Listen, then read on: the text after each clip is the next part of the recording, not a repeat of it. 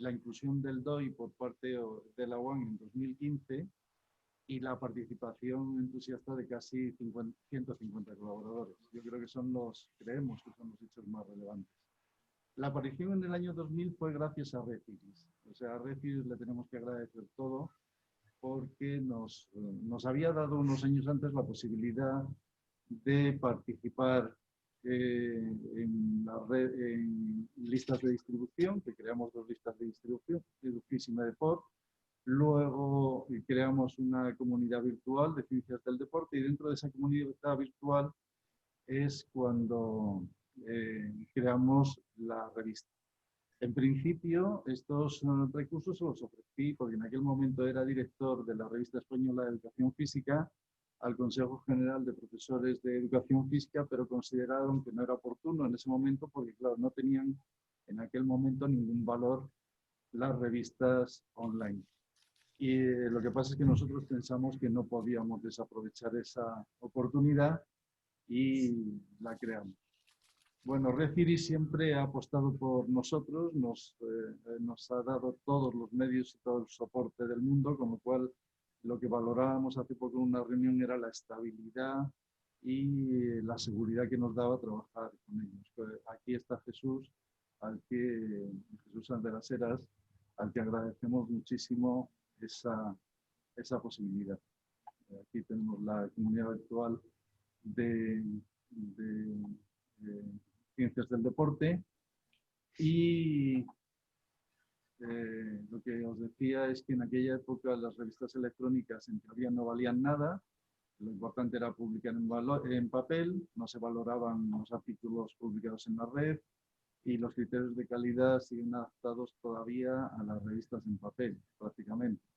Y fuimos la primera revista del área en Internet. Estos fueron las 16 personas que comenzamos en noviembre de 2000. Todos españoles, todos médicos del deporte y una mujer, una sola mujer. Prácticamente la mayoría de ellos continúan, salvo los que nos han dejado. Y en ese sentido, yo quiero rendir un homenaje a los 6 colaboradores que durante estos años nos dejaron. Primero Cipriano Romero en 2011, Roberto Hernández Corvo en 2015, Guadalberto Cremades en 2016, José Antonio Ruiz Caballero en 2020, también en 2020 en marzo, José Antonio Sicilia y Felipe Benchón hace escasamente un mes. Bueno, pues nuestro recuerdo hacia ellos que ya os digo que han permanecido. Ahora en noviembre de 2020 la subdirección la tiene Lourdes Cid y la dirección la tengo yo, y fijaros que Julio César Legido en el Consejo Asesor y Francisco Javier San Miguel, que era el subdirector anterior, que no ha podido venir porque está haciendo pruebas de COVID en su Atlético de Madrid, pues continuamos en ese ámbito. En el Consejo Editorial continúan José Antonio Casapús, Ignacio Martínez González Moro y Lourdes Sarmiento, y Manuel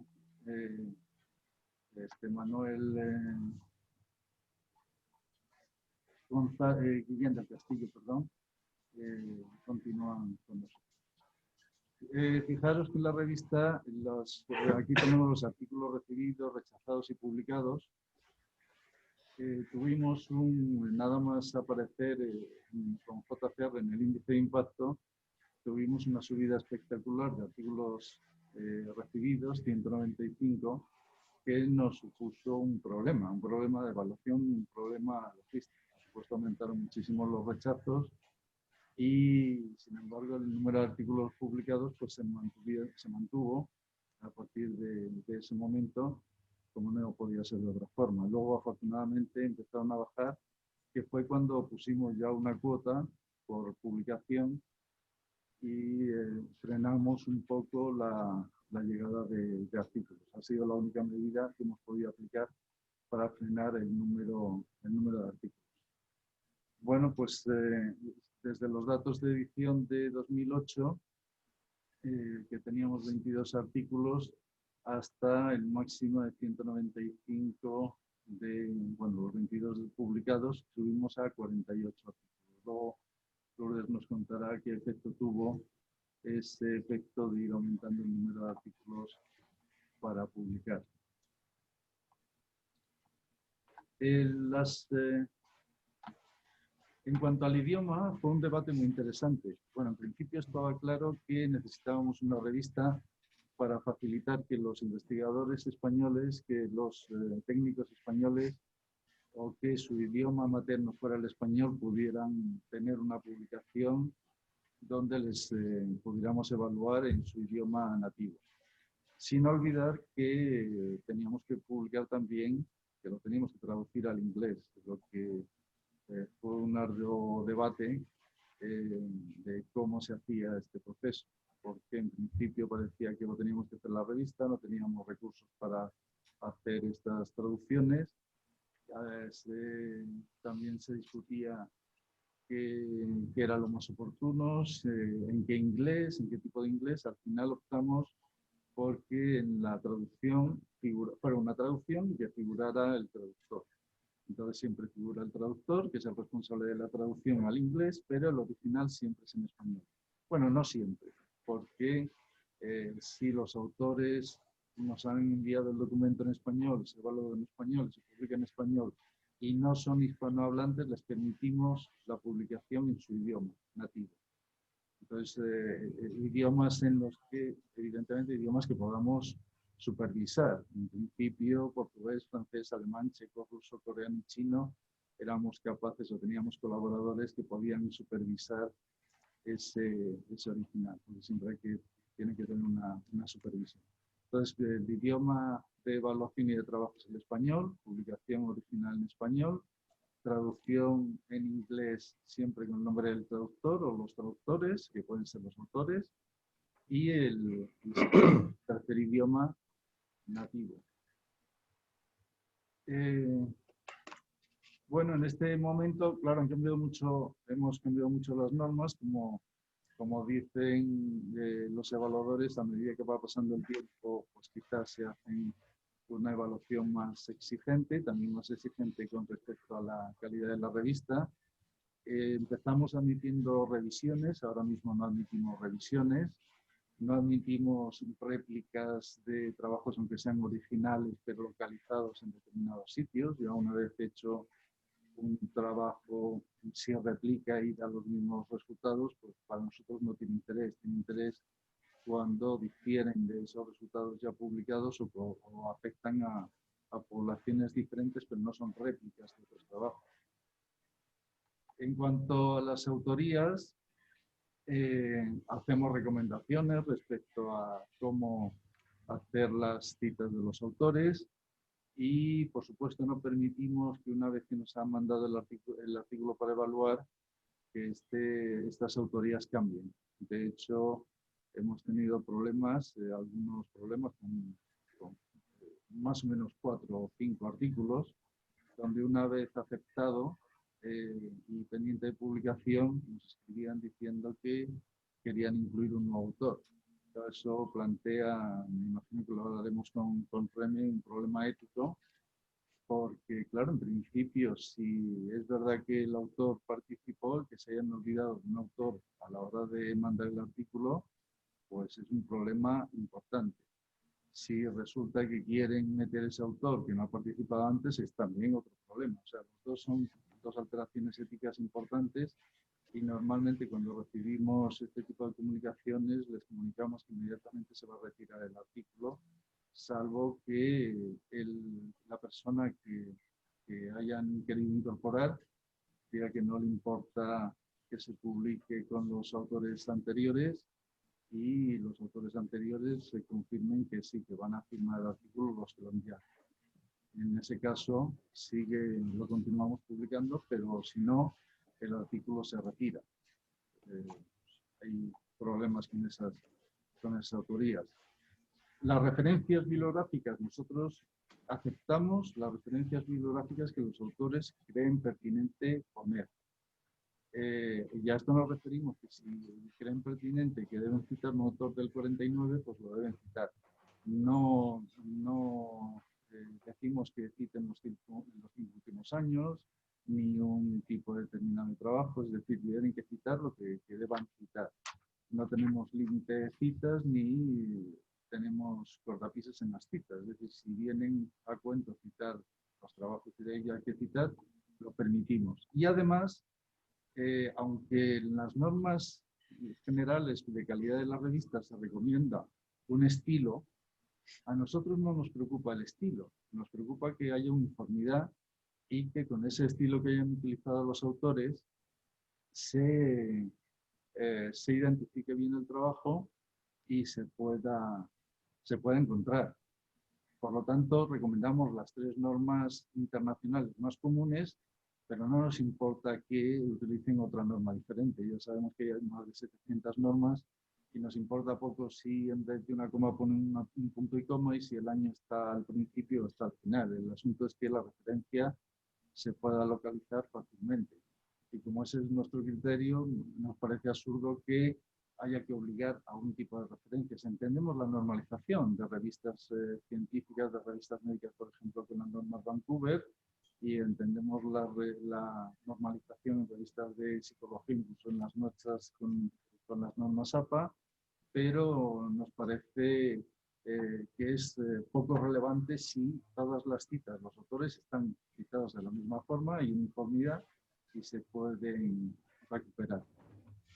Las evaluaciones, los evaluadores, la verdad es que tenemos o queremos tener mucho cuidado en reclutar evaluadores que hacen un trabajo intenso y muy importante y buscamos personas con miras amplias en el sentido que sean técnicos, pero no sean excluyentes, es decir, que acepten trabajos con los que no están de acuerdo, pero que consideren que estén bien hechos, aunque no estén en su línea de trabajo. De ninguna manera hacemos que haya una reevaluación, sino que los autores determinan, que me está diciendo que acabo, los autores determinan si aceptan las evaluaciones o no, y el comité editor es el que decide al final si las opiniones de los autores, una vez hechas las evaluaciones, son las adecuadas. Bueno, en este punto voy a dejar que Lourdes siga con su tema y ya la dejo. Sí.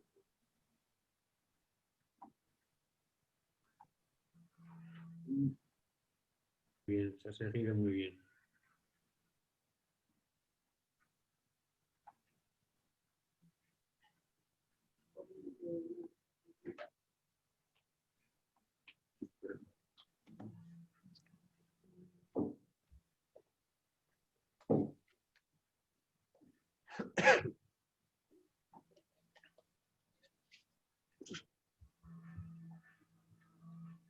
Bueno, buenos días a todos. Gracias por estar aquí en estas jornadas. En primer lugar, quería agradecer pues, a la Universidad Autónoma de Madrid,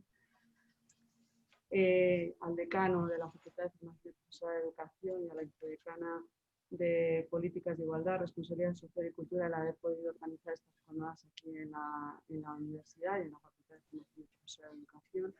Y quería agradecer también a Reviris y al director de la revista por haberme dado la oportunidad de participar en estas jornadas y presentar un poco lo que ha sido la historia, un poco la evolución histórica y cuáles son actualmente los índices de calidad de la revista. Bueno, en primer lugar, decir que la evolución de los diferentes índices parte de un estudio que hicieron de colaboradores en 2004 en el cual presentaron 2 índices.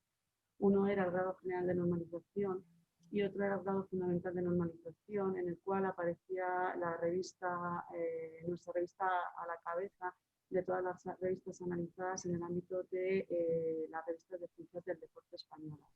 Esto ya, bueno, pues sentó las bases suficientes para poder aparecer, o sea, para empezar a aparecer en las diferentes bases de datos y posteriormente, en 2007, la revista se presentó a la primera convocatoria de evaluación de las revistas científicas convocadas por la Fundación Española para la Ciencia y Tecnología. Es decir, que en este caso la evaluación no fue superada, se quedó la evaluación de la revista en el segundo corte, pero lo importante de haber empezado, o sea, de haber aparecido en esta evaluación es que A dicha evaluación fue invitado James Testa, que en ese momento era el director editorial de la empresa encargada de la elaboración del famoso JCR. Y en este caso, bueno, pues en esta evaluación se comunicó que su empresa estaba elaborando unos índices en el que iba a tener, o sea, el índice en el que iba a tener en cuenta algunas de las revistas que habían aparecido en la evaluación que se había presentado en la Fundación Española para la Ciencia y Tecnología, y entre ellas estaba la Revista Internacional de Medicina y Ciencias de la Actividad Física y el Deporte. Por lo tanto, nosotros creemos que en ese momento y hasta 2008 la evaluación de la revista se realizaba por unos, o sea, se medía las visitas, las descargas recibidas, y en ese momento la verdad es que estaban siendo muchísimas. Bueno, se medían los accesos, los archivos, las páginas visitadas, las visitas que se recibían, las descargas en kilobytes que se acumulaban, y en ese momento había aproximadamente unas 9.000 citas, unas 9.000 visitas mensuales, y aproximadamente se recibía una descarga de 10 millones aproximadamente de kilobytes. Bueno, pues eso creemos que marcó un poco el referente para que se pudiese llevar a cabo la evaluación en JCR, y en 2007 sí que se recibió un correo electrónico de la supervisora de cobertura selectiva del Departamento del Desarrollo Editorial, comunicando pues, que la empresa estaba interesada en indexar la revista en su índice, en su web, y a partir de ese momento pensamos que en 2008 y 2009 ya se estarían evaluando las citas que estaba recibiendo la revista hasta ese momento. Y efectivamente en 2010 apareció ya el primer índice de JCR con 0.380, que fue el que supuso el hito más importante de la historia de la revista.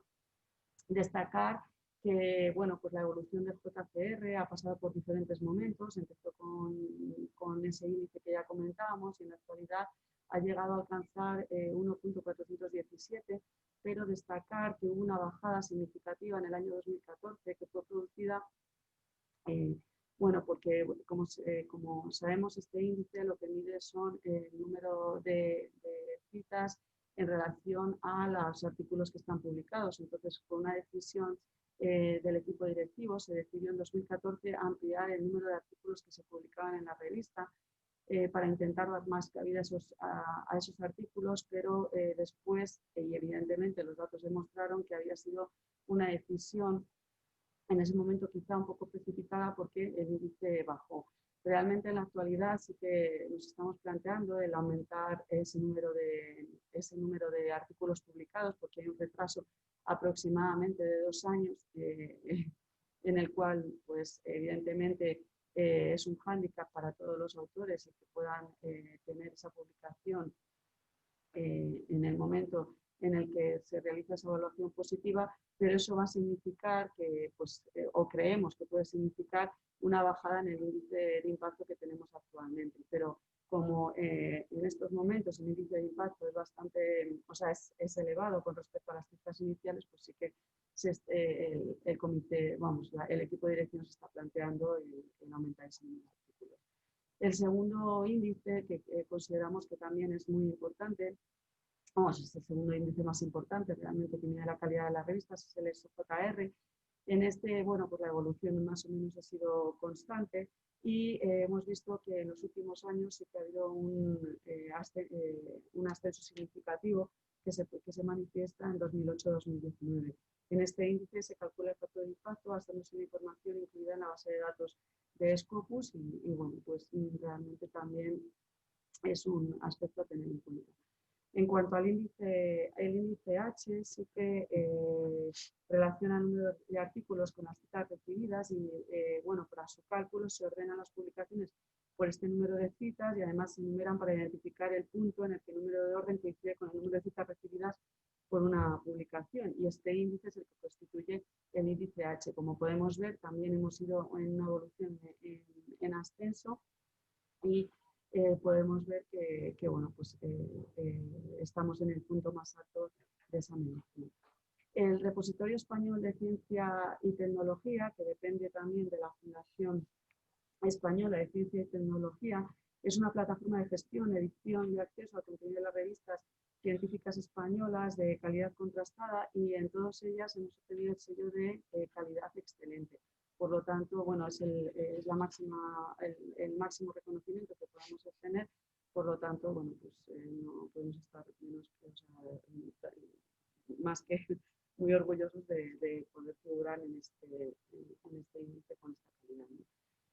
La clasificación integrada de revistas científicas se propone como objetivo la construcción realmente de una clasificación de revistas científicas de ciencias sociales y humanas en función de diferentes criterios que se realizan en los referentes de las agencias de evaluación nacionales, como por ejemplo el CNAI o la NECA. Y en esta clasificación estamos en el segundo nivel, y realmente este reconocimiento nos hace que, bueno, pues que nos reconozcan la proyección que la revista también tiene a nivel internacional por las consultas, ¿no?, que se realizan en ella también. Bueno, la difusión y calidad editorial de las revistas españolas Humanidades y de Ciencias Sociales y Jurídicas, que es fruto de un convenio de colaboración entre el CSIC y la NECA. Tenemos un índice actualizado de 2010, que es el único que existe, y facilita, bueno, pues también el conocimiento de la consulta de algunas de las características editoriales e indicadores indirectos de calidad de las revistas españolas. La ANEP, que es la Agencia Nacional de Evaluación y Prospectiva, estamos en la máxima categoría, también reconocida, y es una unidad dependiente de la Secretaría General de Investigación, que pertenece al Ministerio de Ciencia e Innovación de España. En cuanto a la materia de información para el análisis de revistas, vemos que también se ha ido en orden ascendente hasta los últimos años, y este índice lo que mide es una base de datos que pretende establecer con periodicidad anual la identificación y evaluación de las revistas, y analiza la presencia de la revista en distintas fases de datos, y en función a su presencia en las fuentes secundarias, pues se establece el índice compuesto de difusión secundaria.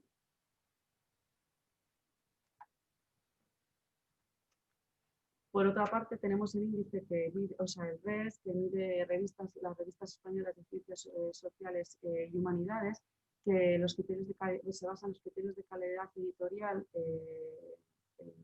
que se basan, como ya hemos dicho también anteriormente, en la CNAI, la NECA y la TINDEX, y establece también los indicadores de calidad editorial.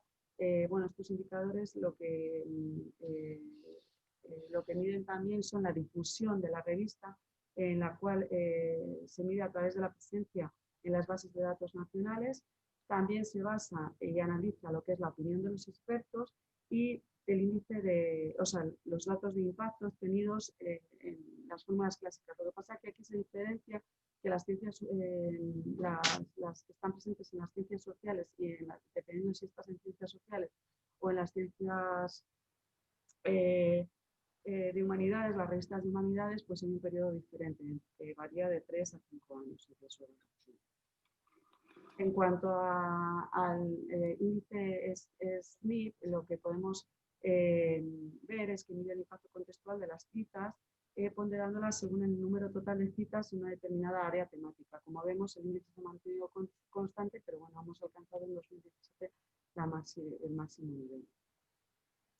En cuanto a IJ Bibliometrics, es decir, que presenta dos índices. Este es un índice que está actualizado, aunque aparezca en 2017, es el último, pero realmente lo que mide son dos índices diferenciados, en el cual en uno se miden las citas y lo que es la edad de la revista, y en otro los artículos publicados y la edad de la revista, y en otro mide los artículos, las citas y la calidad la edad de la revista. Y entonces en uno de ellos estamos presentes en el cuartil 1 y en el otro en el cuartil 3, pero sí que tenemos que destacar que estamos dentro de las 100 mejores revistas científicas españolas, lo cual es un aspecto muy importante también. Y por último, tendríamos la Research Gate, en el cual es una plataforma de investigación y colaboración en línea, que es una red social académica dirigida a estudiantes, profesores, científicos e investigaciones de todas las materias para la difusión de los trabajos. Y bueno, pues se trata de impulsar bueno, pues este tipo de investigaciones, y realmente bueno, pues también, como podemos ver, se ha ido variando, pero actualmente también estamos en la máxima puntuación que hemos obtenido.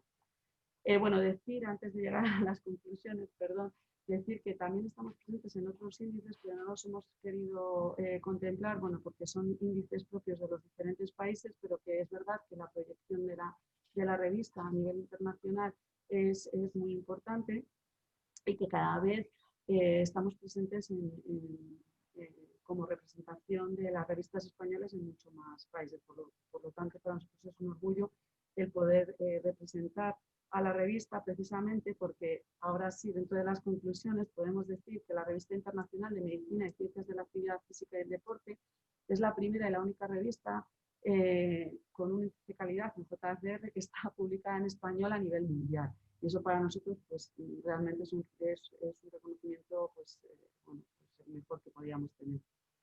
Está presente, podemos decir que está presente en los principales índices de calidad más representativos, que son los que hemos expuesto hasta ahora, pero que además cada vez nos estamos encontrando que se están incluyendo o sea, que aparecemos en otros índices de diferentes países que son propios que miden índices de calidad, como puede ser aquí, por ejemplo, la ANECA, o por ejemplo en Brasil se mide la calidad y estamos también presentes en esos índices como reconocimiento de sus investigadores. Luego también la evaluación se realiza en castellano, como bien ha dicho Vicente Martínez, director de la revista, aunque la publicación se puede llevar a cabo en otros idiomas, que creemos que también es algo a tener en cuenta, porque la difusión del conocimiento se puede hacer en otros idiomas, que no solo es el español, sino también se puede hacer en inglés, portugués, bueno, pues como él ha citado, en muchos más idiomas, y queremos bueno, pues intentar que cada vez más que llegue a muchas más personas, ¿no?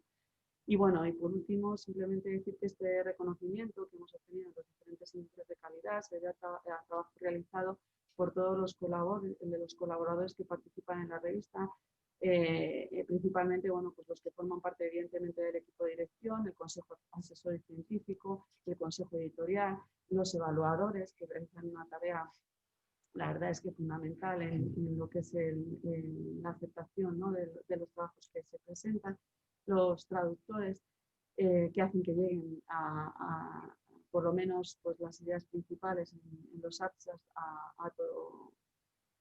a todo el mundo.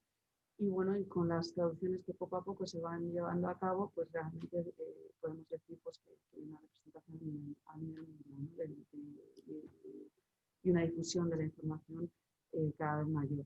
Y como no, por supuesto, pues los autores y todos ellos, pues sin todos ellos no sería posible pues, haber alcanzado estas cifras tan importantes, y al final, bueno, pues todos ellos forman un gran equipo, y es gracias a todos por lo que la revista ha conseguido pues, estos índices de calidad que tienen actualmente. Bueno, muchísimas gracias por vuestra atención, y bueno, pues, vale. Y bueno, pues te doy paso a Juan Miguel Fernández Balboa, que bueno, no sé, ¿presentación aquí o...? No. Ah. Sí. Vamos. Sí necesitaría ver a mis interlocutores. Antes de que entre, voy a beber el trago. ¿Me siento ahí mejor? Como quieras.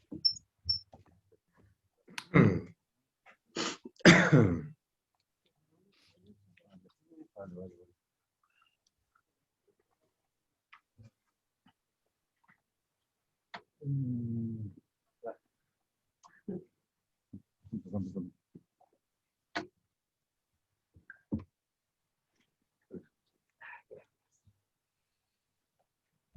Bueno, pues buenos días a todas y a todos.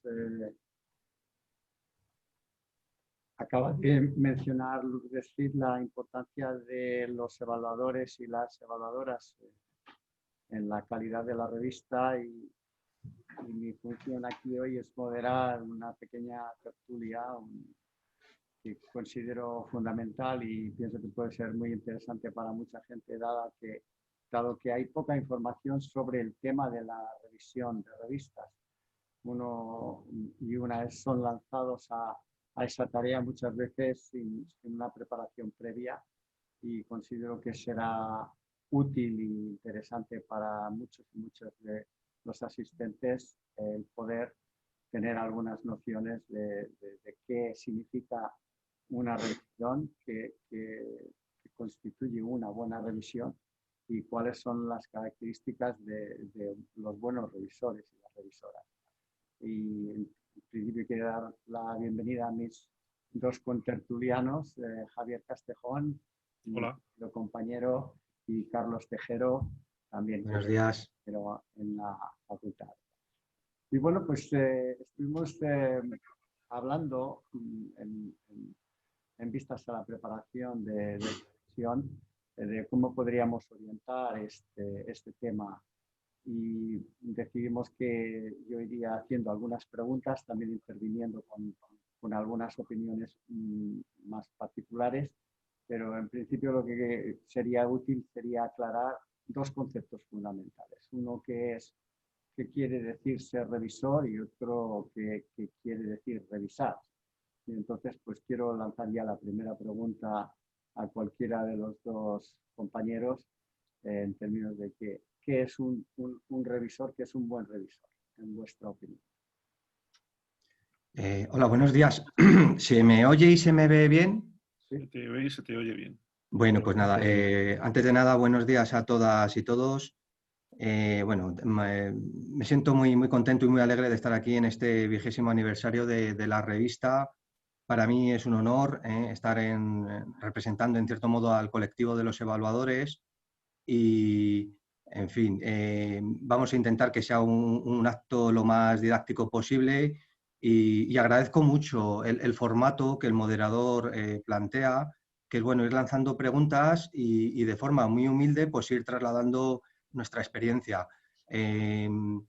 Verdaderamente no tenemos preparadas las respuestas porque desconocemos las preguntas en un intento de hacerlo por lo más natural posible. Entonces, conociendo al moderador, Juan Miguel Fernández Balboa, pues su primera pregunta en fin, es muy profunda. Nos pregunta qué es ser un revisor.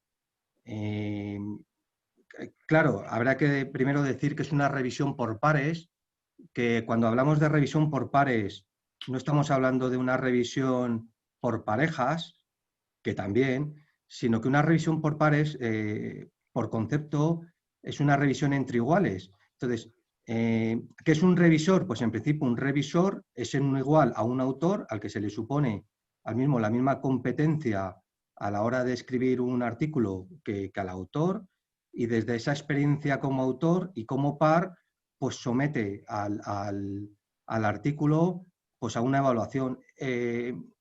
Entonces, claro, voy a hablar desde mi experiencia personal. El rol de evaluador no solamente es mirar la calidad científico-técnica del artículo, sino también, sea cual sea el resultado de la evaluación, es intentar orientar al autor de una forma muy humilde en la mejora del artículo. Claro, todo esto se hace con una metodología que nos llevaría a decir que es un revisor. Pues un revisor es una persona que, si lo miramos desde un punto de vista instrumental, pues utiliza una planilla de evaluación que nos plantea que nos proporciona el director de la revista y que tiene dos partes. Una de ellas es un checklist donde se hace una serie de preguntas acerca de las partes del artículo: título, resumen, introducción, métodos, resultados, discusión, referencias, agradecimientos, etcétera. Pero bueno, tal vez esto salga después. Y luego tiene una parte más cualitativa donde los evaluadores, después del checklist, pues intentamos dar unas orientaciones de mejora del artículo. Más allá de que se acepte, de que se acepte con cambios o de que se rechace y se aconseje que se derive a otra revista. pero claro, la pregunta es muy profunda y muy buena pregunta. ¿Qué es ser un revisor? Pues bueno, también exige ser una persona con responsabilidad que en cierto modo es consciente de que hay un esfuerzo detrás de cada paper, de cada artículo, que hay ilusiones y que por tanto hay que ser amable también en el informe, ser objetivo, ser neutral y siempre con un enfoque pues, de construir conocimiento, de generar conocimiento y no de destruir ni de desanimar a las personas. Esto último creo que también forma parte de la evaluación, el darse cuenta que tenemos una responsabilidad, que tras hay mucho trabajo, muchas ilusiones y que como evaluadores tenemos que hacer un esfuerzo científico-técnico y ser muy metodólogos, pero también no perder la perspectiva y darnos cuenta de que estamos para ayudar a los autores, porque al fin y al cabo un evaluador, como he dicho al principio, es un par, es un igual. No deja de ser otro autor que a su vez también somete sus artículos a otras revistas. En cualquier caso, la respuesta de qué es ser un evaluador en esta revista a lo mejor es especialmente difícil contestarla, porque además de ser una revista internacional, como dice su propio nombre, también es muy multidisciplinar. Entonces, claro, los campos de conocimiento de la revista son muy dispersos, desde Bellas Artes y Deporte, por supuesto, educación física escolar, entrenamiento deportivo, gestión escolar, también hay artículos de epidemiología, de salud pública, de sostenibilidad y deporte, geografía y deporte. O sea, realmente es una revista muy amplia. Yo simplemente puedo trasladar cuál es mi humilde opinión, porque al fin y al cabo somos más de 100 evaluadores externos los que formamos parte de la revista.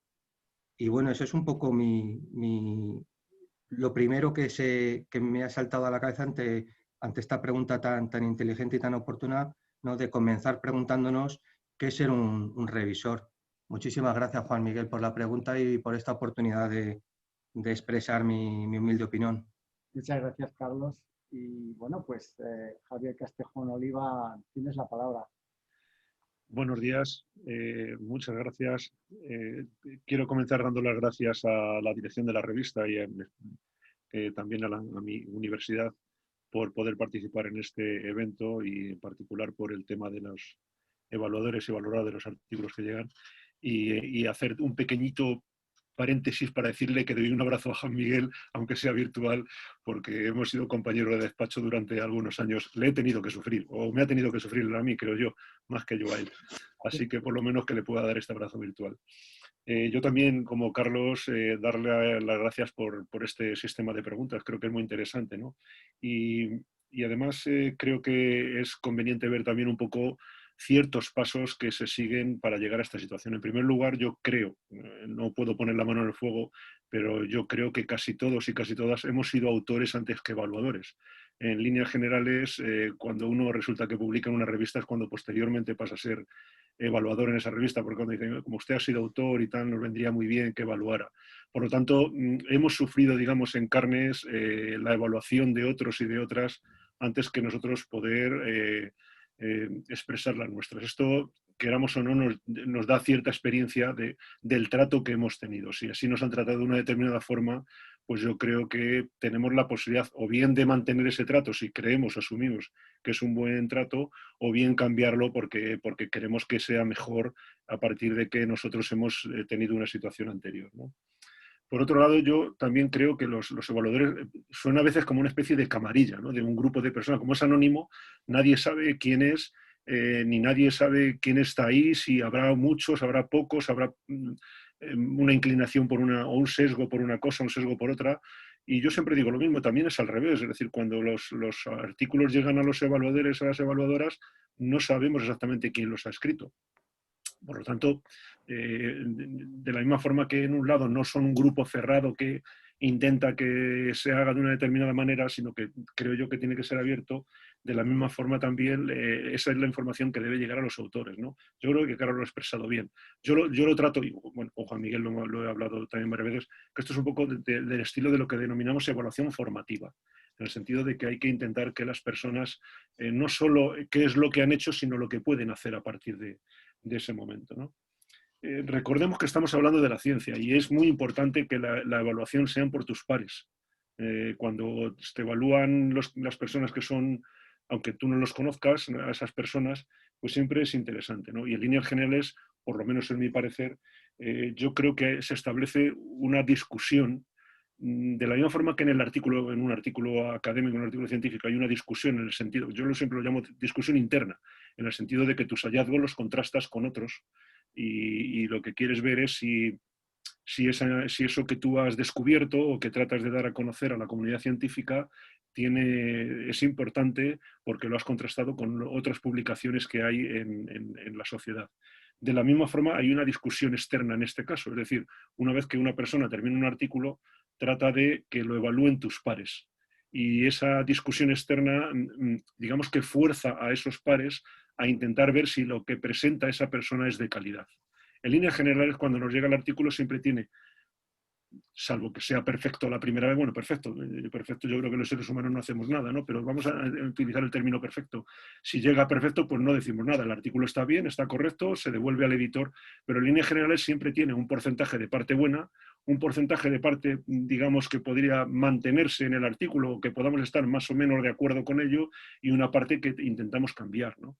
Entonces, en líneas generales, yo creo que eso es un poco la labor de los evaluadores, tratar de dar a conocer lo importante que hay en ese artículo y darle a conocer al autor, a la autora, a los autores, qué es lo que convendría cambiar para que ese artículo mejorara y pudiera salir publicado, ¿no? Eso yo creo que es un poco lo que yo creo que entendemos por ser evaluador, ¿no? Insisto, por una parte, si vamos a tratar a los demás como nosotros nos han tratado, asumiendo que nosotros nos han tratado bien, porque si no nos han tratado bien cuando hemos sido autores, pues yo creo que es nuestra oportunidad de cambiar esos planteamientos y, en segundo lugar, demostrar que lo que uno presenta a la sociedad tiene el rango o la característica de científico, que es lo que intentamos solicitar. Muchas gracias, Javier. A ti. Pues si me permitís, yo también añadiría algunos aspectos más a esta pregunta y uno tiene que ver con un aspecto más personal, ¿no? De la autopercepción del evaluador o de la evaluadora y con qué intenciones entra en ese rol una vez se le invita a participar en la revisión de un artículo. Y claro, yo solo puedo hablar por mi experiencia, por lo que he vivido en mi propia carne y por lo que también yo he intentado hacer, y yo admito que según han ido pasando los años, yo también he ido cambiando mis orientaciones y mis intenciones, ¿no? En principio, las intenciones yo las dividiría en dos grupos. Una es la intención de lucirse, de dar a entender que uno es mejor y sabe más y es superior a la persona que está revisando. Y la otra intención o la otra orientación sería, pues, contribuir a la profesión. Y dependiendo de esa orientación o de esas intenciones, la revisión puede tener un cariz muy diferente. Otro aspecto que yo incluiría en la definición de lo que es un revisor son las intenciones. ¿Qué intenciones también tiene el revisor? Pues una sería ponerse del lado de la revista, es decir, ¿dónde me coloco yo? Del lado de la revista, y entonces me convierto en un cancerbero, me convierto en un portero de la calidad, o me pongo del lado del autor y entonces o de la autora, y lo que intento hacer es facilitar su labor y también facilitar la publicación en nombre de generar conocimiento y contribuir al campo. Entonces, esos aspectos me parecen importantes. También hay otro aspecto que tiene que ver con el propio revisor, que no tanto con la revisión, y es en nombre de quién. En nombre de quién hago esto. Esto es lo que acabo de decir, pero la otra pregunta es ¿en qué términos lo hago? ¿En qué términos hago la revisión? Pues uno puede ser para hacer familiar lo extraño, es decir, para cuestionar lo sabido, Y la otra orientación podría ser para hacer lo extraño familiar, es decir, para hacer sabido lo que es extraño. Y entonces ahí, en este juego de equilibrio, de que tengo que, todos partimos de una base de conocimiento, al menos es lo que creemos, y lo que intentamos es bien consolidar lo que hay o bien irnos al otro extremo e intentar crear nuevos límites, crear nuevos horizontes, expandir un poquito más lo que se da por sabido, ¿no?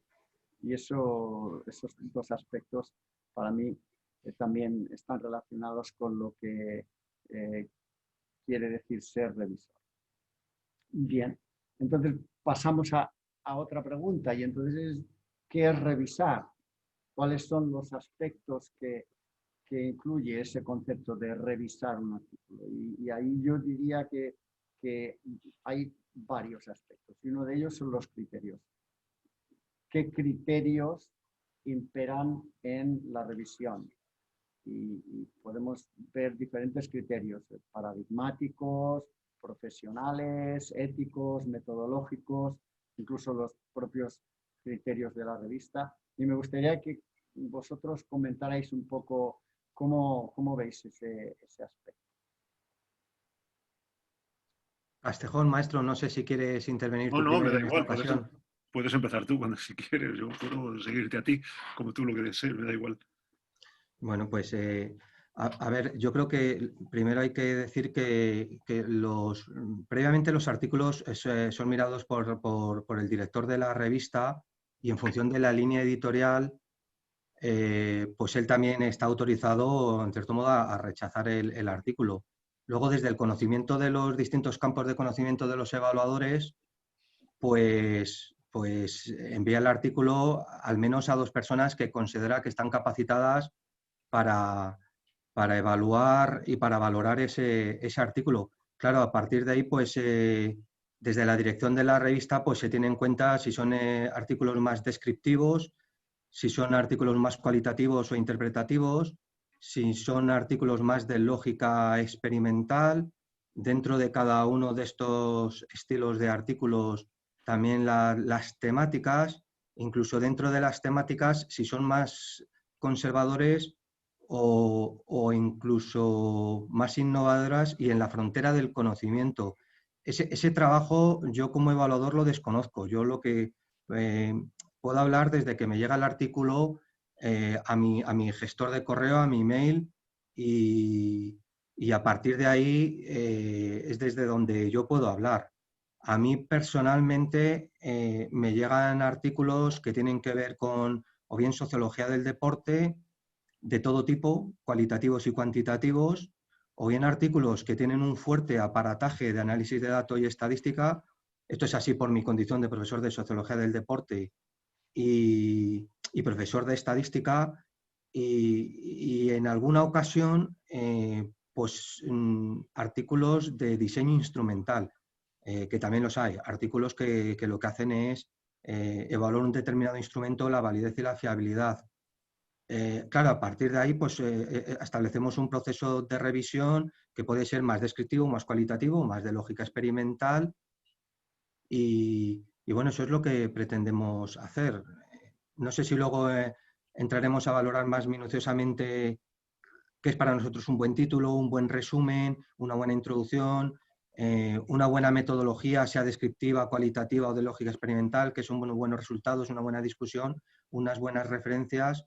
Pero eso es lo que... La pregunta, si no he entendido mal, es ¿y qué es revisar? Pues revisar es garantizar que ese artículo tiene la suficiente calidad científico-técnica como para ser publicado en la RIMCAP, en la revista de la que estamos hablando. El nivel de exigencia que se plantea pues es alto. Estamos hablando de una revista decana y que está indexada, como se ha dicho, en Dialnet, en Scopus y en JCR. Y entonces, por una parte, se intenta garantizar la calidad científico-técnica de ese artículo. Yo ahí, por ejemplo, siempre me pregunto qué se sabía antes de este artículo y qué se sabe después de este artículo. para ver si realmente el artículo, más allá del método, está contando algo, o algo nuevo, algo innovador, algo en las fronteras del conocimiento, y luego, como he dicho antes, intentar ser cordial, equidistante, amable y desde un rol de par, desde un rol de igual, y siempre con una intención de orientar. Y luego, bueno, yo sí que creo que también ocurre un poco el síndrome del estudiante de medicina, ¿no? Cada uno pues acude a sus propios esquemas mentales para hacer la evaluación del artículo, y ahí personalmente yo sí que intento hacer un esfuerzo de también entender otros paradigmas que no son los que yo más conozco, aunque insisto que el director de la revista suele, al menos a mí, suele enviarme artículos un poco de mi perfil. Pero claro, yo creo que también el evaluador se tiene que despojar un poco de sus prejuicios y leer el artículo de una forma un poco al desnudo, y al mismo tiempo con la firmeza de que eso tiene que tener un rigor científico-técnico. Y luego también habría otra variable, y es ver si tiene suficiente aportación el artículo. A veces hay artículos que metodológicamente son correctos, pero bien por tamaño muestral, bien por el objeto de estudio que tratan, bien porque es algo muy sabido, pues a veces también se escribe al director de la revista y decir, bueno, el artículo está objetivamente bien. Creo que es una decisión del director y de su línea editorial si este artículo está a la altura un poco de esta revista o no, porque el artículo es correcto, pero puede no tener relevancia y puede no tener una aportación. Ahí también tenemos algunos indicadores. Voy a acudir un poco a la chuleta de lo que es la planilla que nosotros manejamos, ¿no? Donde habla del interés científico profesional, y a veces, pues bueno, el interés científico profesional es escaso. Y eso también, ahí los prejuicios y los esquemas mentales del evaluador pues pueden afectar, ¿no? Porque lo que para uno puede ser de interés escaso, para otro puede ser de un interés importante. Depende un poco del paradigma de donde cada uno se sitúe, incluso de la propia manera de entender las ciencias del deporte. Muchas gracias, Juan Miguel, por la pregunta. Gracias, Carlos. Javier, entonces, para ti, ¿cuáles serían los criterios que deberían esperar en una revisión? Yo, enlazando un poco con lo que tú has dicho sobre el tema de ese concepto de lucirse, de sentirse superior, y con lo que estaba ahora comentando Carlos, y con lo que tú dices de los criterios, yo creo que aquí hay dos partes. Por una parte hay un componente, llamémosle más técnico, que podríamos denominar los requisitos, que es lo que estaba comentando ahora Carlos, esta hoja que nos llega, es decir, si cumple o no cumple con determinados parámetros que se han establecido en la revista, y si esos parámetros se ajustan, pues para que, perdón, para que se pueda seguir la evaluación. Yo creo que eso tiene unos componentes, llamémoslo de requisitos, que se cumplen o no se cumplen, y si no se cumplen, pues un artículo va para atrás, porque se ha llegado a un consenso a nivel nacional, internacional, de muchas revistas, donde si esos parámetros se tienen, pues cumple y se sigue adelante. Y luego están los criterios. Y los criterios entran de ese componente que tú has comentado de lucirse, profesionalidad, y que Carlos también lo ha ampliado con el tema de la subjetividad, y que de dar a conocer o no dar a conocer, ¿no? Yo creo que hay que tener en cuenta una cosa que yo creo que para mí es importante, ¿no? Y es que en líneas generales, ese desconocimiento que tenemos de lo que la persona presenta, digamos que favorece que tú evalúes lo que hace y no quién es. Y yo creo que esto es importante porque quita, digamos, peso específico a que en determinados momentos, cuando llegan un artículo, pues uno, aunque es cierto, y bueno, yo lo he comentado alguna vez con Carlos, sobre todo con Juan Miguel lo he comentado, que determinados artículos de personas que lo escriben cuando te llegan, no es que identifiques a la persona, pero dices, este artículo, digamos que va en un grupo muy determinado que ya conoces a lo mejor como su forma de proceder. Pero en líneas generales yo creo que esto es importante que lo veamos, es decir, que esos términos de criterios verdaderamente carguen las tintas en lo que se presenta y no en quién lo presenta, para que de esa forma ese componente de subjetividad que ha aparecido, yo creo que se pueda que es inevitable, porque como bien ha dicho Juan Miguel, es decir, es que no nos queda más remedio que ver si vienen a lucirse o no, o qué es lo que hay en la profesión, qué es lo que podemos quitar, ¿no? Y qué es lo que decía antes también Carlos, es decir, cuando evaluamos, yo creo que ese componente subjetivo de me gusta o no me gusta el artículo es muy difícil quitarlo, aunque sea de mi materia, aunque sea de mi área en la que yo me muevo. ¿Por qué? Porque es posible que a lo mejor quiera ir en contra de muchas de las cosas que yo planteo. Entonces, si dice cosas de las que a mí me suenan bien, evalúo ese artículo con menos rigor. Si dice cosas de las que a mí no me gusta lo que está diciendo, evalúo ese artículo con más rigor o con más énfasis. Ese componente subjetivo yo creo que no es fácil evitarlo, porque es inevitable que yo creo que va con nosotros, ¿no? Ese componente de me gusta, no me gusta. Pero sí que es cierto lo que ha dicho, lo que ha comentado Carlos, es decir, es qué avance científico proporciona este artículo.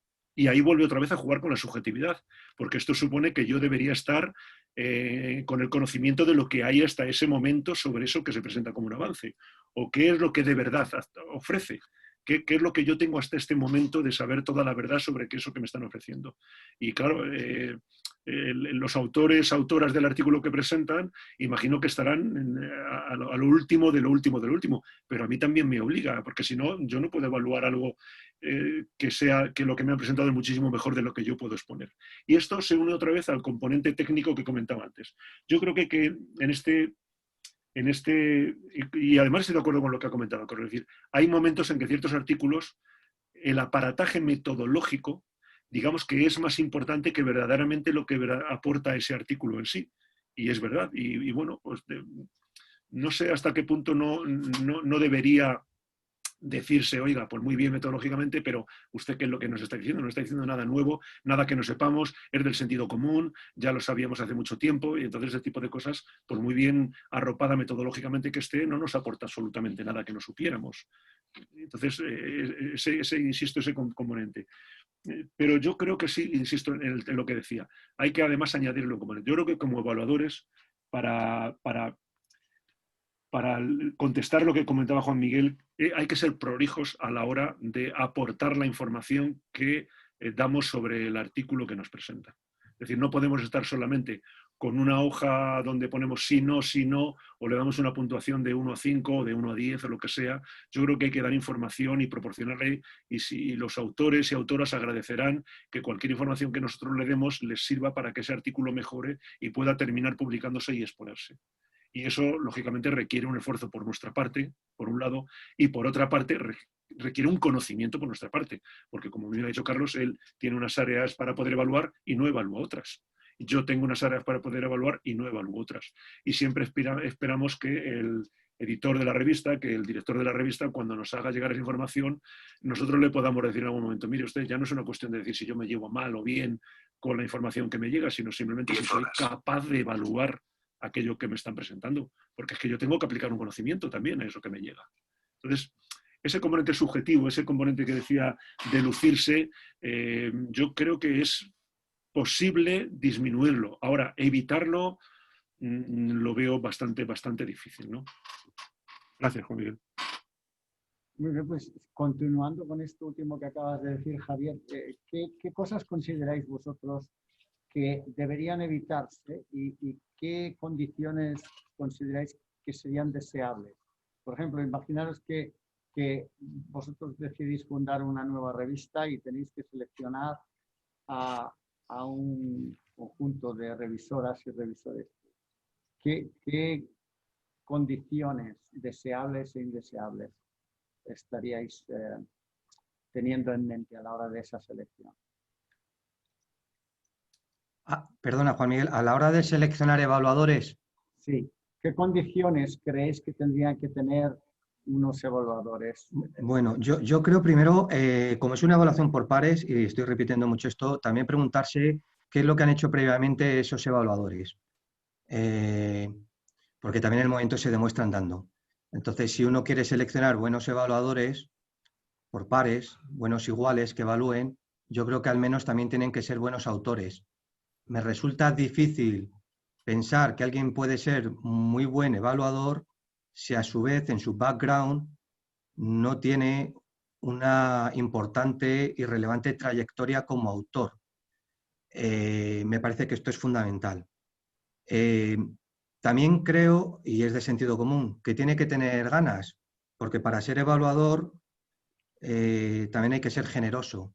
La evaluación es una función que no se paga y que lleva mucho tiempo.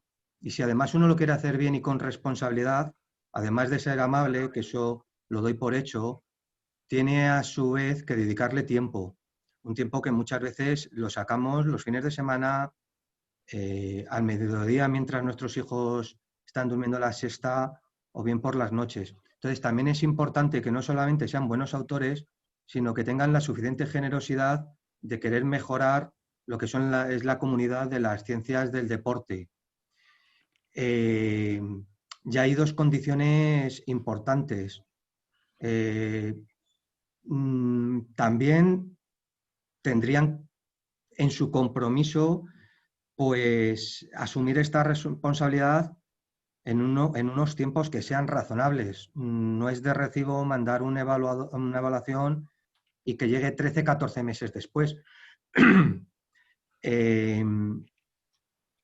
Luego yo creo que también es importante, si tuviera que seleccionar evaluadores, mantener un equilibrio de género, que es algo de lo que no se habla. Hoy, por ejemplo, estamos aquí 3 hombres, un excelente coordinador, un excelente evaluador como Castejón y yo humilde servidor, pero también he echado en falta, por ejemplo, la opinión de una evaluadora, porque creo que estamos en el mundo del deporte, hay una hegemonía clarísima por parte de los hombres y que también en los comités de dirección de las revistas, en los consejos de evaluación, en el equipo de evaluadores y de referees, yo creo que también es importante intentar aproximarse a lo que es un equilibrio por género, también tendría eso en cuenta. Y en fin, por pedir, pues seguiría pidiendo más cosas, pero bueno, si realmente es una persona que ha demostrado como autor ser una persona que sabe de su área de conocimiento, además es una persona generosa que se compromete a entregar las evaluaciones en plazo y además es un buen equipo de trabajo formado por hombres y mujeres, yo creo que no estaría mal para formar un equipo de evaluadores y de evaluadoras. Gracias, Juan Miguel, por la pregunta. Sí, gracias a ti. Javier. Sí, muchas gracias. Carlos ha vestido a la pregunta con casi todo lo que yo podía decirle, ¿no? ¿Qué haría si, porque viene desde el primer momento, qué debe evitarse, ¿no? ¿Qué haríamos, como por ejemplo, si tuviéramos? Yo fui director de una revista durante 2 años, me parece que funcionó, fue al traste, era una revista precisamente online y al final no salió, pues, por miles de razones que ahora me llevaría pues aproximadamente 2 horas comentar. Sí que es cierto que una de las cosas que a mí me pareció ver en aquel momento y que luego he ido viendo, pero que no sé si eso es fácil solucionar, es que un artículo te lo evalúen solo 2 personas, me parece insuficiente. Es decir, si tú vas a aportar conocimiento científico para que solo 2 personas te digan si eso que tú aportas es interesante, me parece insuficiente. Pero claro, esto es de difícil solución, ¿no? Como muy bien ha dicho Carlos, si la gente lo hace, la mayoría de las personas lo hacen, voy a utilizar el término por amor al arte, pues como para encima conseguir que sean más de 2, ¿no? Esto es como si una tesis doctoral te la evaluaran solo 2 personas o como si un trabajo científico de cualquier, yo qué sé, un trabajo fin de máster o cosas de este tipo, pues parece que es insuficiente, ¿no? El problema está en que no es fácil encontrar un grupo para que además todo eso luego tenga una dinámica positiva, porque si 2 personas, como dice Carlos, te pueden tardar luego un tiempo, pues imagínate si vas sumando más y aquello puede terminar siendo.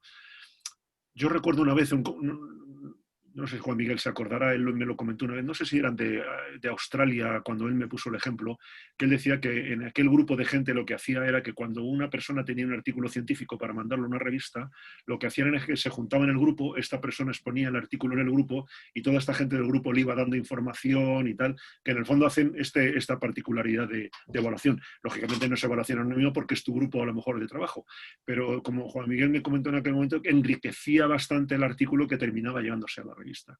¿Por qué? Pues porque te daban las diversas perspectivas por las cuales tú aportabas un artículo interesante y, en segundo lugar, te aportaban perspectivas de cómo los evaluadores te iban a preguntar a ti cosas que tú a lo mejor no habías aportado en ese artículo. Pero insisto, claro, probablemente es mucho más fácil reunir a 5, 6, 7 personas en un despacho e intentar exponerles el artículo que mandar por correo electrónico, como dice Carlos, te llega un artículo, te dicen, tienes 2 meses para ponerlo, y efectivamente aquí se juntan dos elementos. Por una parte es el conocimiento, tienes que tener el conocimiento para hacerlo, y por otra parte es la pasión.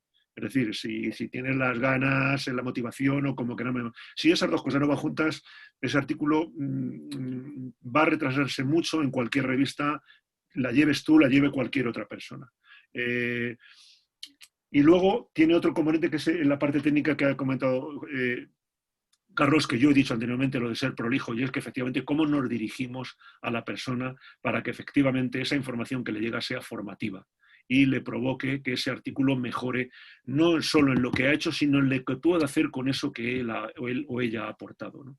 Y ahí es donde yo veo que no es fácil.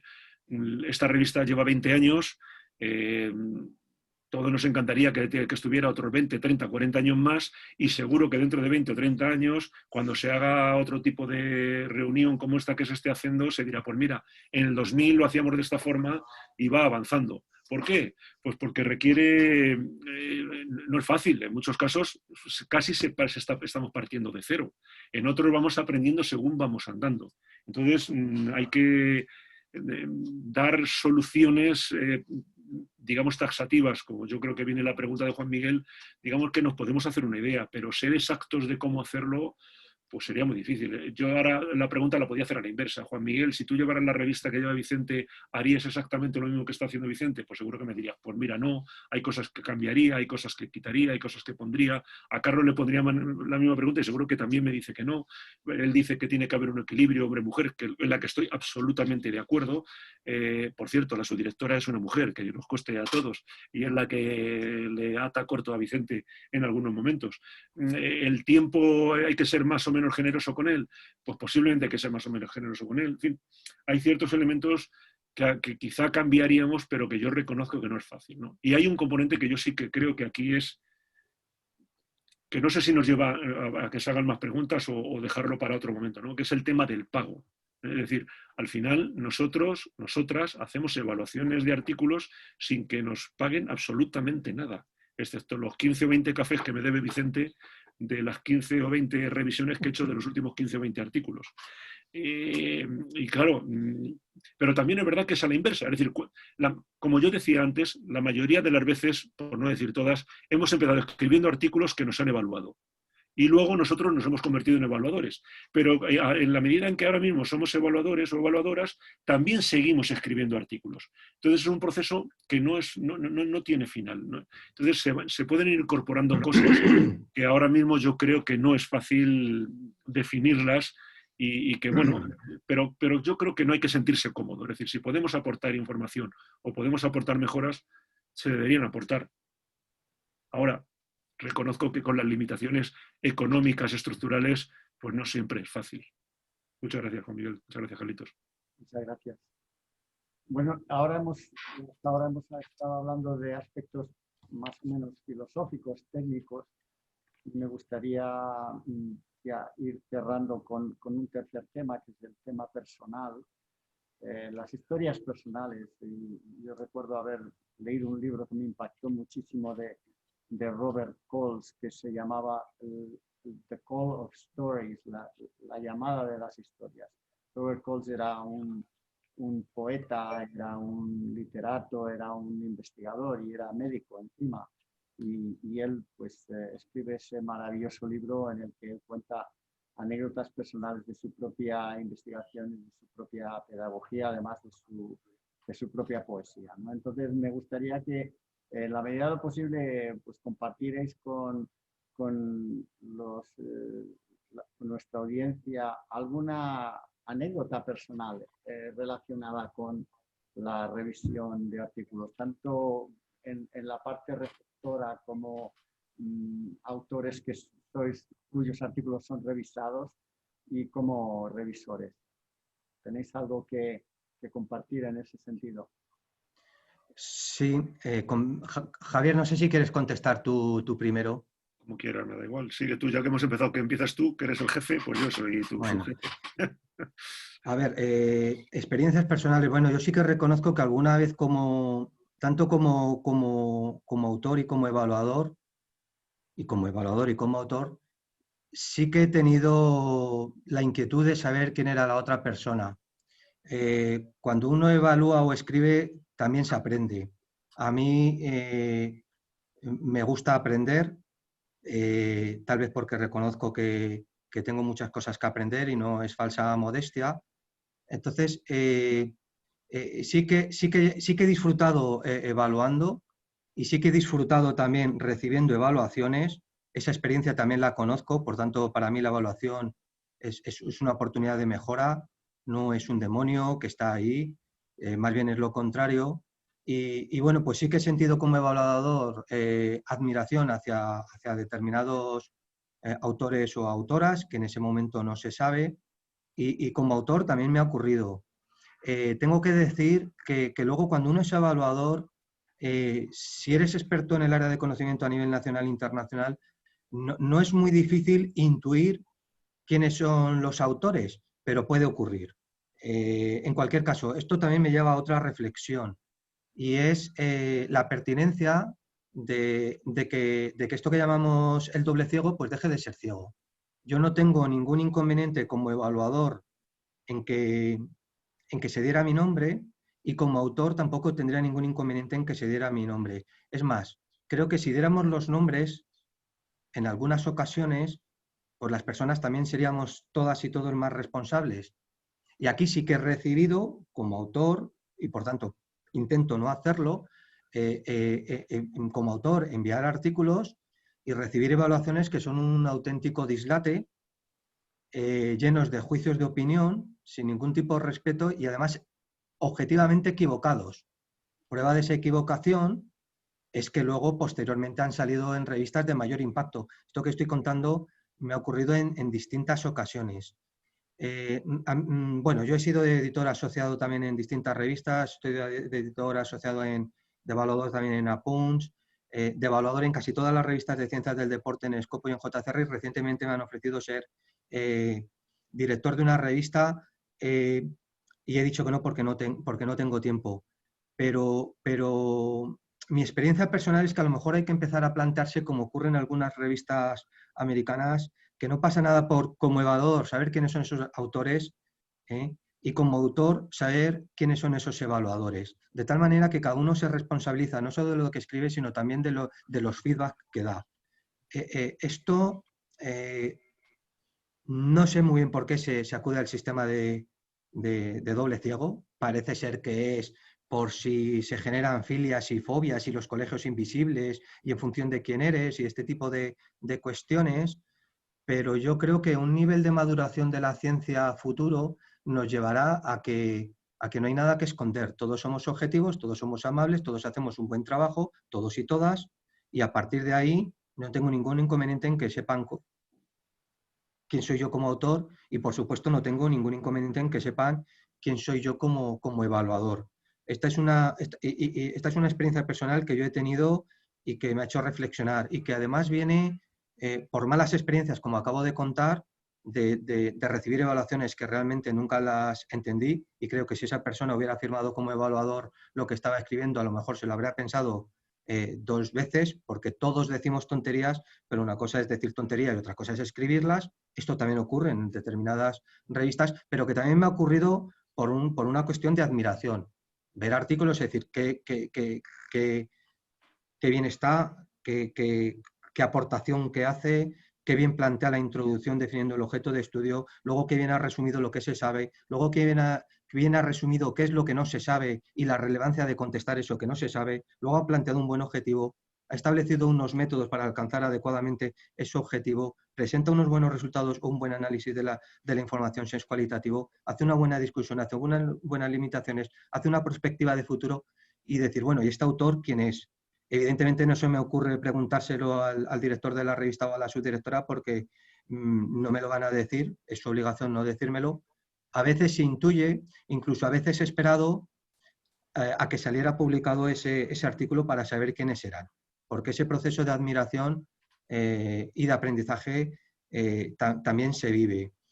Y otra experiencia personal que he tenido unida a esto es que, claro, a mí casi todo lo que es difícil a un nivel estadístico, pues el director y la subdirectora me deben tener en buena estima y me lo envían a mí pensando que yo sé todo. Claro, yo sé unas determinadas técnicas estadísticas, pero no sé todas.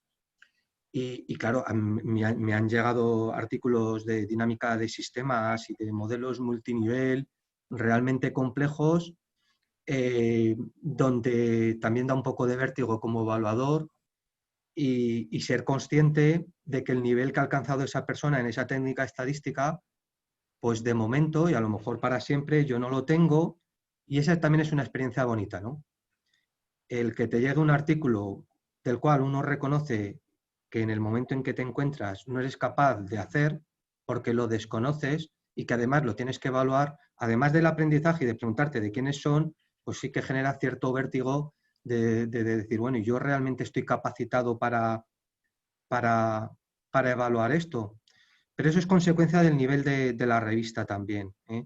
No tenemos que olvidar que es una revista de Open Science, es una revista decana y muy veterana, pero que surgió de una forma muy innovadora de ciencia abierta, a lo cual se están sumando ahora el resto de revistas, y que lleva 20 años de éxito y que además está muy bien indexada. Entonces entran artículos realmente buenos, y esa experiencia personal también la he tenido, la de preguntarme, bueno, ¿y tú estás capacitado para evaluar una dinámica de sistemas o un modelo multinivel de esta calidad? En fin, eso para mí no es nada malo. Es incluso algo bueno. Ahí el problema es tener el suficiente tiempo como para dedicárselo a ese artículo y hacer una evaluación como se merece, para lo cual pues el evaluador es el primero que tiene que ponerse a estudiar. No ocurre siempre, pero alguna vez sí que ha ocurrido. Gracias por las estupendas preguntas, moderador Juan Miguel. Javier, tu turno. Sí, bueno, yo creo que, vuelvo a decir lo mismo, ¿no? Por eso digo que Carlos habla antes que yo, para que ya deja claro todo y yo lo único que hago es matizar alguna cosa o interrogarme en algunas de las cosas que ha dicho. Desde mi punto de vista de lo que yo he hecho y cuando me han evaluado, fundamentalmente lo que más, no sé si anecdótico o cómo denominarlo, es el discurso contradictorio que puede algunas veces tener el uno o dos evaluadoras que te proporcionan la información, ¿no? De pronto te van diciendo una cosa y cuando lees todo esto dices, bueno, pues esto no tiene nada que ver con lo que me está diciendo al principio. Y lo otro, la otra anécdota es cuando de pronto te da alguna aportación, pero en el fondo te está diciendo, oiga, haga usted un artículo absolutamente nuevo, porque esto que nos ha presentado lo haría usted mejor si lo hiciera así o así. Digo, ya, pero es que el artículo que tengo en estos momentos es este y no puedo hacer otra cosa, ¿no?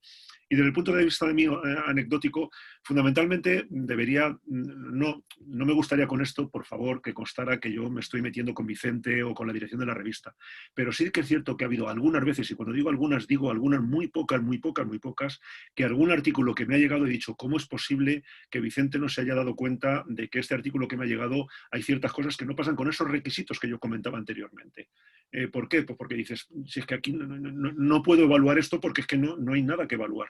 Es decir, no puedo decir absolutamente nada, ni a favor ni en contra, porque es que no está presente, porque falta algún aspecto, pero han sido muy pocas veces, lo reconozco, han sido muy pocas veces. Es más, cuando yo solo he comentado a Vicente y solo he dicho, reconozco que Vicente, o la revista, digo Vicente porque es la persona, lo han rectificado y no ha ido pasando ese tipo de cosas, ¿no? Y luego lo que sí me salen dos preguntas con respecto a lo que ha dicho Carlos. Por un lado, entonces tú, Carlos, entiendo que no estás de acuerdo. ¿Cambiarías el anonimato de la revisión por pares del artículo? Esa sería mi pregunta por un lado, porque entonces vuelvo a mi intervención anterior. Yo creo que a la gente hay que evaluarla no por quién es, sino por lo que hace. No sé, Juan Miguel, si puedo preguntarle a Carlos o me dejas hacer preguntas para este momento. Una conversación. Gracias. Bueno, a ver, el moderador Juan Miguel Fernández Balbo antes ha dicho que también ha pasado por distintas etapas vitales y que eso le ha hecho adoptar distintos enfoques a la hora de evaluador. A lo mejor a mí me está ocurriendo eso. yo por la fase vital en la que me encuentro, creo que sí que sería bueno poner luz y taquígrafo a todos los procesos de evaluación, hacer los sistemas los más transparentes, y el hecho de que uno conozca el nombre del autor no significa que estés evaluando al autor. Estás evaluando igualmente lo que está haciendo ese autor, pero creo que aumentaría la responsabilidad de todas las partes. Y aquí pues me sale un poco el evaluador y también el autor. Yo creo que no, que deberíamos ser suficientemente maduros como hacer un sistema transparente, con luz y taquígrafos, donde se sabe quiénes son los autores y quiénes son los evaluadores. Si ocurriese, si tuviera alguna consecuencia negativa, creo que sería más por los egos, pero no por un fallo de un procedimiento transparente y con luz y taquígrafos, sino por una cuestión de que entraríamos en interpretaciones personales por conocer a las personas. Yo doy por hecho que todas y todos tenemos el suficiente nivel de maduración para dar nuestro nombre y emitir juicios técnicos, que no juicios de opinión, y saber que eso no se va a interpretar desde lo personal. Desde ese punto de vista no tengo ningún problema en que se sepa quién soy yo como evaluador y ser responsable de los juicios que emito y de mis criterios y de mis estándares y de lo que digo y por qué lo digo, y por supuesto no tengo ningún inconveniente en que sepan quién soy yo como autor. Luego doy por hecho que esa persona, más allá de quién soy yo, va a evaluar lo que yo estoy haciendo. Y por supuesto, mi forma de actuar sería que más allá de quién es la persona, evaluaría lo que está haciendo esa persona. Pero yo creo que sí, yo creo que el siglo XXI y un fuerte componente democrático y de transparencia nos va a llevar a un futuro a que las evaluaciones sean transparentes como debe serlo todo en ciencia. Y entonces, Carlos, la segunda pregunta ahora, Juan Miguel, ¿vale? La hago. Entonces, tener en cuenta el tiempo, nos queda... Sí, es una pregunta muy directa. Entonces, tú también entonces estarías de acuerdo con que se publicaran los informes que tú como evaluador has hecho de ese artículo, es decir, que cuando aparezca el artículo en la revista, por un lado aparezca el artículo definitivamente cómo se publica y que, por ejemplo, apareciera al lado los informes que se han ido dando de los evaluadores respecto a ese artículo final, porque entonces convendría saber cómo empezó el artículo, qué informes han aportado los evaluadores y cómo es el artículo final, ¿no? Bueno, yo esta pregunta necesito tiempo para reflexionarla porque no me la he hecho antes desde mi experiencia personal. Por tanto, necesito tiempo para responderla. Pero que con que el sistema sea transparente entre los editores de la revista, los evaluadores y los autores, yo creo que es suficiente.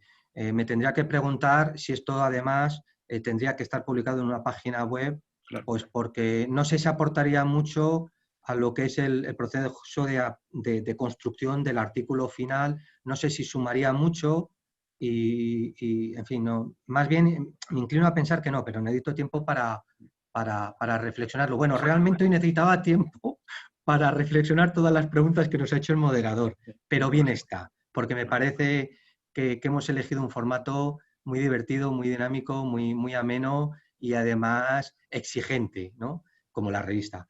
Pero bueno, necesito tiempo para responderlo. No sé si nos queda mucho tiempo, Juan Miguel, porque sí que me gustaría también dar las gracias por la invitación. En fin. Dadas gracias, nos quedan 3 minutos. Yo me gustaría utilizar los 2 últimos para hacer un pequeño resumen y lanzar una última pregunta al aire. Así que... Bueno, pues yo mi última intervención, y ya no intervengo más, sí que quiero dar las gracias por la invitación. Para mí es un honor, también es una alegría estar aquí en este 20º aniversario de la revista. En fin, cuando una revista lleva 20 años de éxito, por algo será. Entonces, pues sí que quiero dar las gracias pues, al director de la revista, Vicente Martínez de Haro, a la subdirectora Lourdes Cid, a todo el consejo editorial, a todos los autores, a todos los evaluadores, por supuesto a los asistentes de hoy, a los participantes, a los miembros de la Red Iris que también están, a todas y todos, amigas y amigos. Muchísimas gracias por vuestra atención y me siento muy honrado y muy privilegiado de estar aquí habiendo participado. Gracias a todas y todos de verdad. Estoy seguro que habrá un 50 aniversario y a lo mejor llegamos, no lo sé. Bueno, gracias. Gracias, Carlos. Pues lo mismo también digo yo, y así ya me acorto mi mensaje. Muchas gracias a todos y a todas. Muchas gracias, Javier. Pues bueno, ya prestando atención al tiempo, quedan apenas 2 minutos para ser puntuales.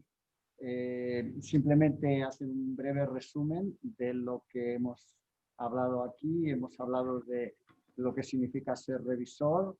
Hemos dicho que ser revisor conlleva ciertas responsabilidades y ciertas funciones. También hemos hablado de qué significa revisar. Hemos visto algunos criterios y algunas condiciones, tanto deseables como no deseables. También hemos compartido algunas anécdotas personales y bueno, yo quisiera terminar lanzando una pregunta al aire, quizá para recalcar la importancia de esta función y de estas personas que, como ya hemos dicho, tan generosamente dan su tiempo y su energía para que la ciencia y el conocimiento se vayan expandiendo. Y la pregunta es la siguiente: ¿qué pasaría si no hubiera revisores? Con esta pregunta doy por finalizada mi intervención.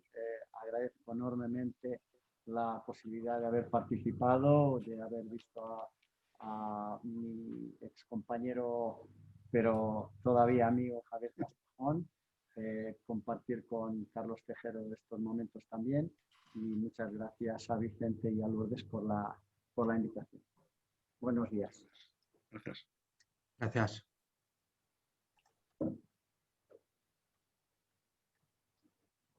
Muchas gracias.